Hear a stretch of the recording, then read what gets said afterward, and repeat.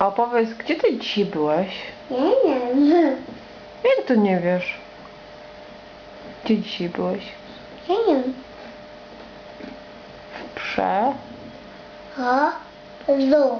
W przedszkolu. I co tam robiłeś? Nie wiem. Ja tam bawić. Bawiłeś się? Mama, ja tam... A jadłeś obiadek? Nie. Nie jadłeś obiadku w przedszkolu? Tak. Zjadłeś wszystko? A co było na obiad? Nie wiem.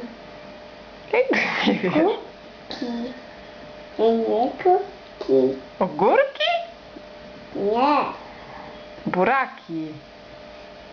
Tak. Taki. I ryż. Taki nie da. Nie. Ja tam... I gdzie byłeś jeszcze dziś później?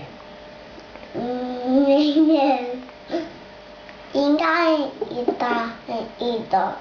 Nie, no byłeś na placu zabaw. Tak. Hiu. Duży plac zabaw był. Ja tam jechać. A potem gdzie pojechaliśmy jeszcze na koniec? Nie wiem. No tu. Co?